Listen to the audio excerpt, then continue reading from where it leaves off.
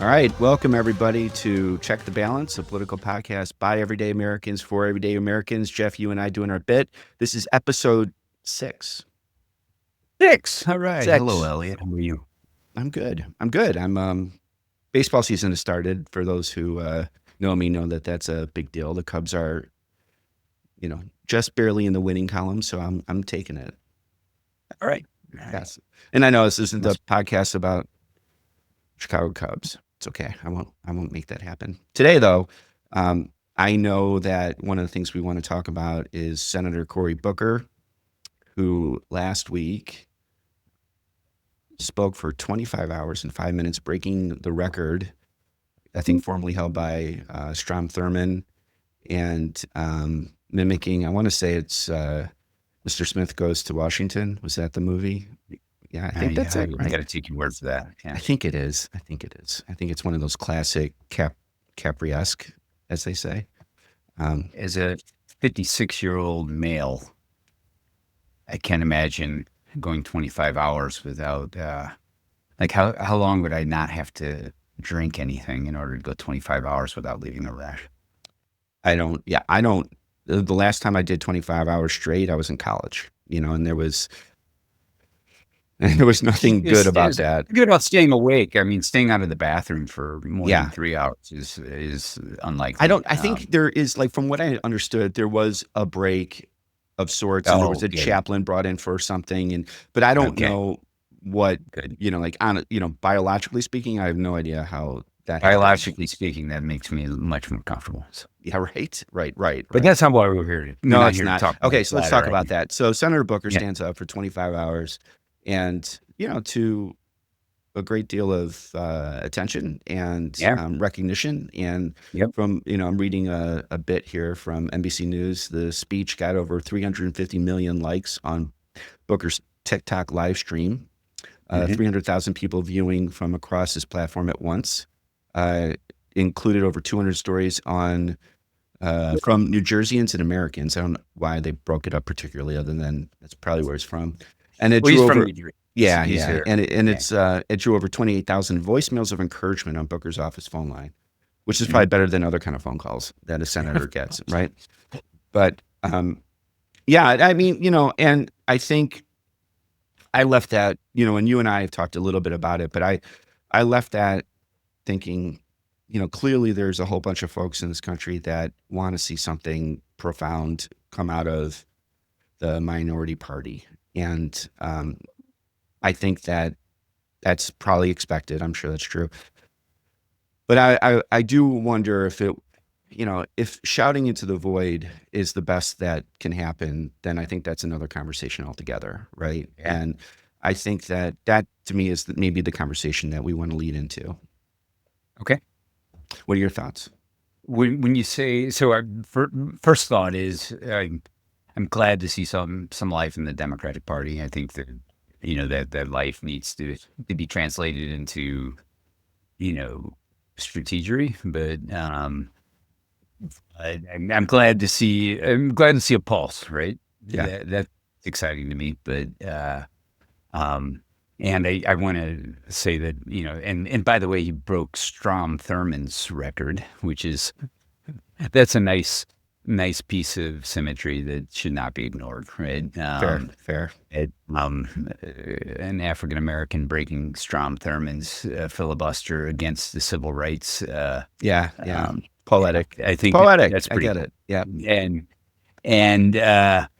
And again, I love that he's standing up and saying, enough's enough, and we need to, we need to redirect what's going on. We need to be participants in the conversation, right? And then I think there's and filling. Before I say my next comments, I think filling 25 hours has to be very difficult, and so it gets into laundry list kind of discussions, and but some of the highlights I heard were maybe some of the areas that are the furthest to the left that are things to ask about, whether they are part of central planks of the Democratic Party as they, reorganize themselves and try to push toward, a governing majority again, right? No, it's funny. I had this conversation with my mom. One day I will tell you all about my mom and her history with the Democratic Party and how Okay. that led to the many dinner tables that I was sitting in over my childhood. But and which are in many ways it's pretty romantic almost. It's during the heyday, like she talks about Kennedy and Camelot and things like that, right. which is interesting. But she was saying, as a lifelong Democrat, what she was saying was that we need someone who can be a leader, a charismatic leader. And she started referencing, that's what got her to reference Kennedy and Camelot and so forth. Mm-hmm. Yeah, sure. And I thought, no, I mean, this is just my real life reaction was, no, I don't think that's it. Because I think Cory Booker's a pretty charismatic guy. I don't think it's about that. I think it's about what we're selling or what the Democrats are selling. Because I don't even want to say I'm a Democrat given today's Democratic agenda and platform. In truth, if I'm honest with myself, I'm not sure I agree with everything. And I think that a lot of that is because much of what the Democratic Party puts in front, case in point, Cory Booker standing up for 25 hours and talking about far left stuff to some degree, is not as compelling and appealing to the vast majority of Americans. You're not going to win if that's what you're trying to sell. And that's what I'm hoping this conversation becomes, to be honest, in this whole thing.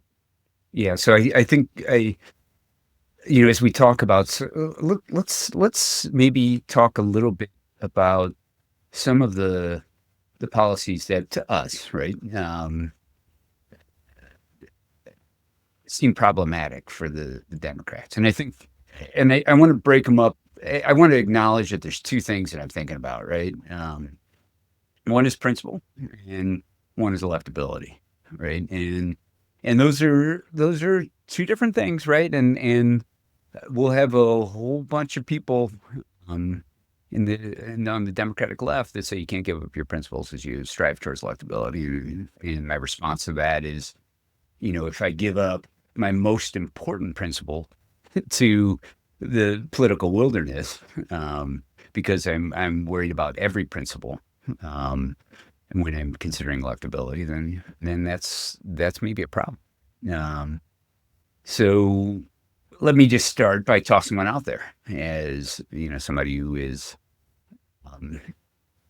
friends that are gay, that has family members that are, identify as non-binary. And, I've always struggled with, and I know my friends that are in the center and even just a little bit to the right struggle with it. Many of my friends that are to the left struggle with transgender athletes, right? That it strikes an unfairness. It goes against a lot of the feminism that was that was hard fought and central to probably what your mom aligned with, right? And just doesn't seem right, I've got friends. I play on a hockey team, and I have friends who coach hockey, and their daughters are playing with biological males, identify as female, and it's an all girls team, and the biological male scoring all the goals, and at 13 starts checking their daughters, and we can talk about principles, and there are real things about mental health when you get into this, right? That I don't want to ignore, but and we can talk about principles, fairness, and all the other things. But from just a pure electability, is that where you put your stake in the ground? Is that where you talk about? Yeah. And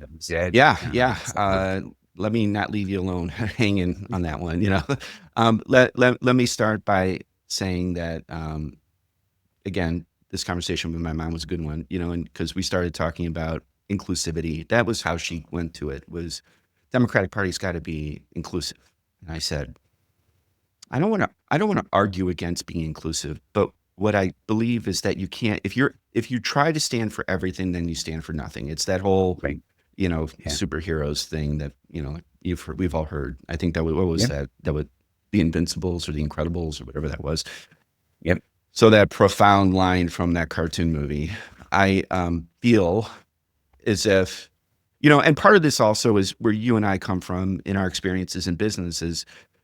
You need a wedge. You need to sell based on the 80-20 rule. You need to find those narratives that are compelling to a mass market that's going to bring you into the numbers of conversations you're going to need to win. And that it's just where we come from. We know that, if you stand for everything, if you're a business and you say we do everything, you get nowhere. You've got to say, we've got a core competency. This is what we believe in. And I'm not trying to like distill everything down into business. That's not what I'm saying. But what I'm saying is this party needs to think in terms of winning, because if you don't win, you don't go where you want to go. And that's just true.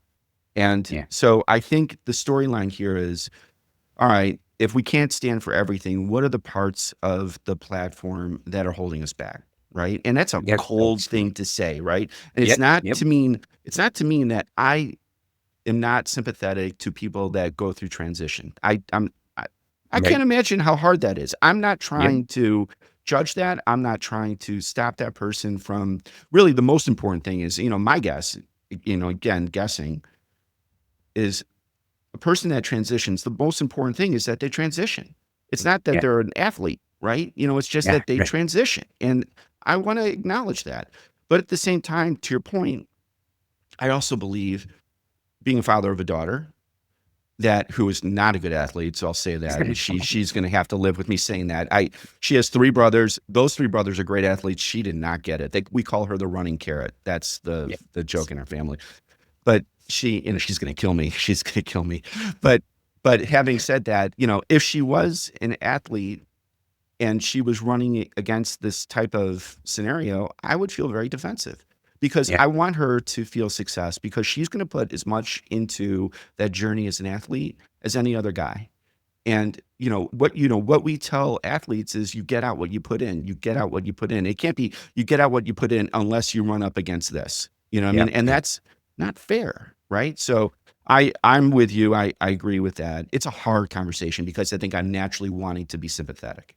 Let's shift from that topic to another one that I think there's principle as well as electability attached to it, and it's student loan forgiveness. I have my own feelings about this. All right, go. Go. So, and I want to be clear. I'm not talking about paying for my kids' education or anything like that. This is not a where I come from on this, but I do think about it from a principle perspective. So there are many people that I know that made big sacrifices. I'm not one of them, to pay for their children to go to college so that their children did not have to take out student loans, and they made significant sacrifices in their lives in order to make that happen. And then Joe Biden says, let's forgive student loans, because that was what my left flank was telling me I needed to put into the party message. There are people that went to Iraq instead of and then came back on the GI Bill, went to college, and maybe lost a leg, and certainly saw and experienced the things that I've never experienced or my children have never experienced. And they are probably looking at that and saying, wait, hold on. The people that are saying that they need their student loans forgiven. I went to Iraq in order to go to college. I joined the military in order to go to college. And now you're telling me that we owe it to people who knowingly took out a student loan,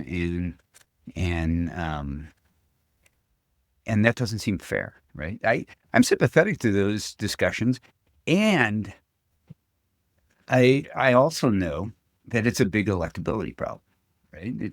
It's another wedge for the right to say that the Democrats are just buying votes and are handing out and redistributing wealth and communists and all of that shit, right? And and I also want to say I'm sympathetic to people who, committed to,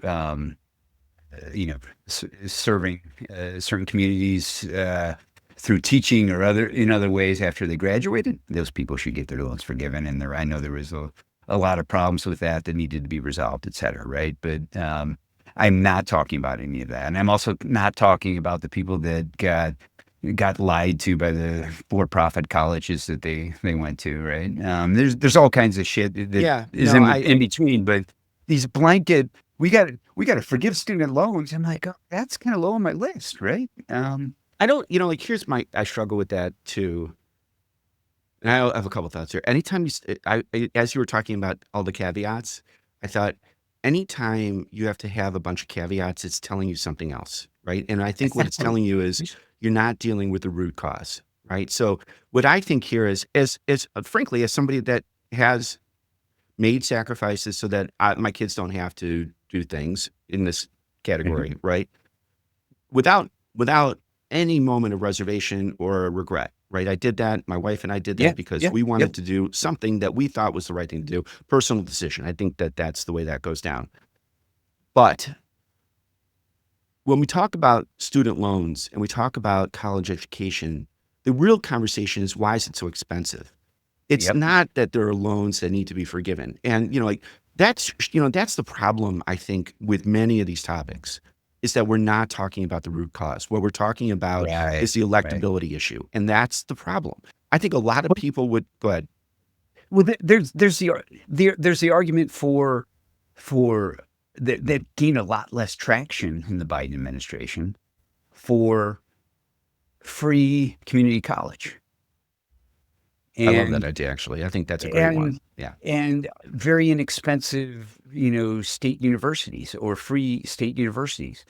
Those are fair ways to address root problems, right? And it's not just and the student loan forgiveness doesn't solve the student loans that are going to be taken out next month, right? And we're not getting to root cause, right? And yes, if somebody said, if the Democrats put a plank in their party that would and leaned into it and said, let's make college affordable, and here's how we're going to do it, I'll sign you up. Yep. Forgiving student loans for the people that chose to take them, and and let's say it, using the taxpayer dollars from people who made sacrifices to make sure that their children didn't have those student loans, or tax dollars from people who made personal sacrifices so that they could go to college. That's different, right? Yep. Agreed. Yeah. From an electability from the perspective of principle. Yeah. No, it's, and I think that this is the kind of dialogue that I'm hopeful that the Democratic Party can find itself in, for a couple of reasons. One is we need another stronger voice in order to get honest outcomes in our government right now. And this is, again, what we got back with our conversation with Dr. Remmel from Bradley, was right now the Republicans are in a position where they don't have to collaborate.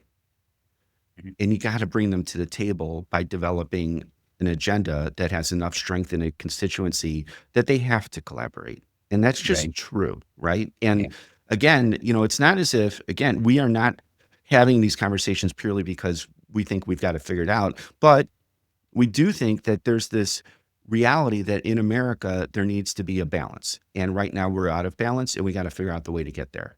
And that's kind of what we're trying to get to, I think. Yeah. And if we're picking sides, I only have so much to say about the other side, right? Right. That's fair. Right. Yeah. And it's like, I always, come back to the, when I was in consulting, it was always, and we're complaining about the client. It was, hey, maybe we should sweep our side of the street first, before we complain about how dirty it is over there. And the shifting gears a little bit, I want to talk about Gavin Newsom. Okay. Our podcast opponent. What gear did we just shift into? Are we where we go into? So Gavin Newsom has Steve Bannon, governor of California. Yes. Still? The podcaster in chief. Yeah. So he started a podcast and did two things that created much fear. I think, one was I think people would say he shifted his or flip flopped on transgender athletes, right?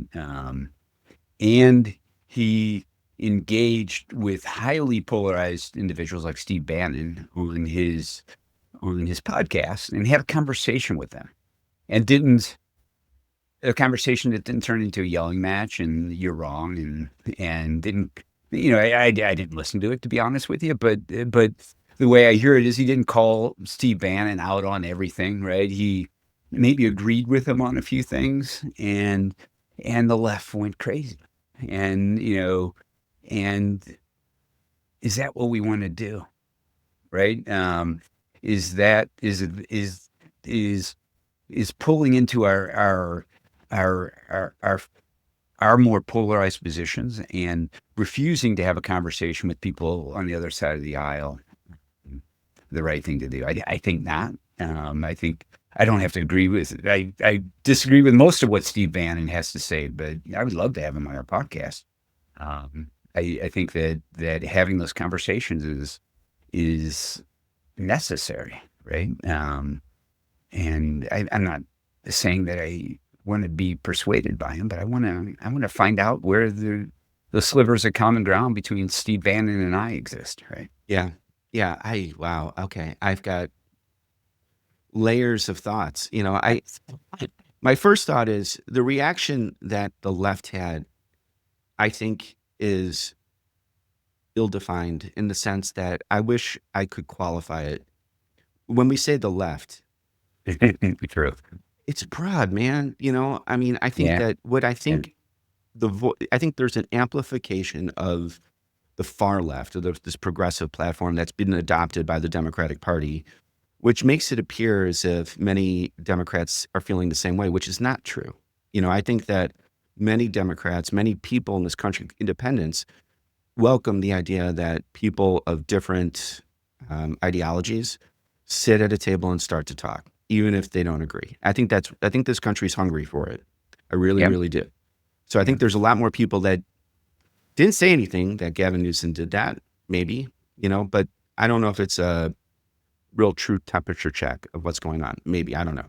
I think that's true, but those are the people with the megaphones. Well, that's the point. Yeah. Those are the people that get the sound bites on both channels. Yes. And that hurts the collaboration, and that hurts the Democratic Party when that's the message that comes out, right? Agreed. And where's the middle? Where's the middle of the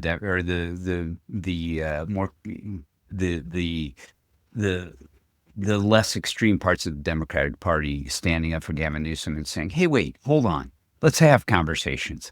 Mhm. Let's question the planks in our platform that are problematic from principle or electability."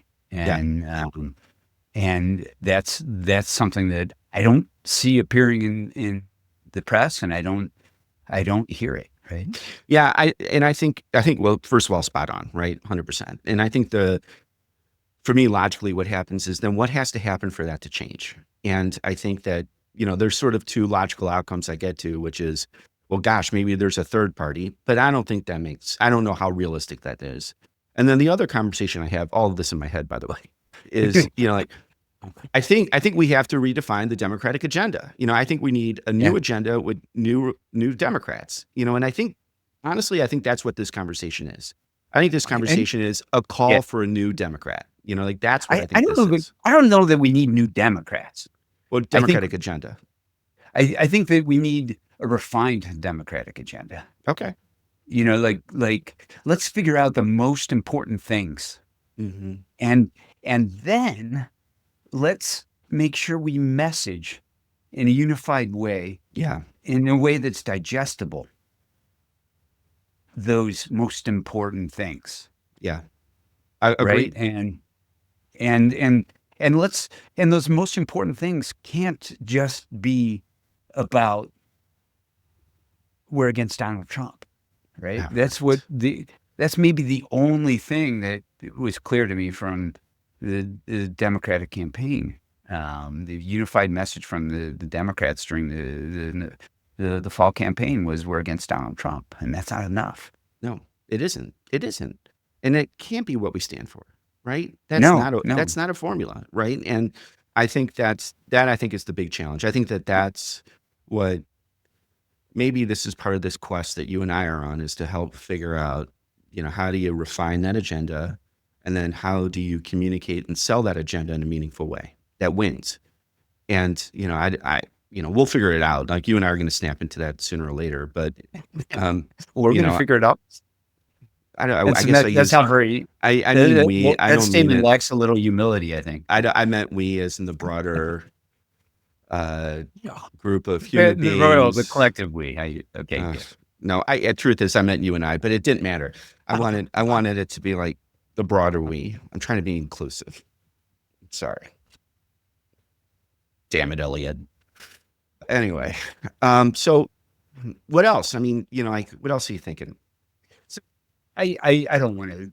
I don't think I want to pick apart all of the Democratic agenda. I think the point I was making is that there are some things that were right at the front of what we stand for, right? And as Democrats, that maybe should be part of what we stand for, but maybe shouldn't be at the very front of what we stand for. And that we need to find unified ways of messaging around the things that are most important. And what are the things that are most important? It's hard. Yeah, I think we should give me some time to think about that. Let's have another a session. Yeah, that's fair. Let's have a session devoted to that, because I think that is really important to go after. Yes. And I don't know, it feels like a good natural time to say goodbye to our friends. It does. Okay, good. So with that, I want to thank everybody. Thank you for joining us. I'm enjoying every conversation more and more, Jeff. I think this is cool. We're getting to the heart of some stuff here. Yep. And with that, folks, just subscribe, tell your friends. Checkthebalance.com is the website. We are now on Apple Podcast Network, and soon to be on the many, many other podcast networks that you know. And we have many social media channels. So go to TikTok, X, Facebook, Instagram. We're there, and we got stuff out there. So check us out. We'll talk to you all soon.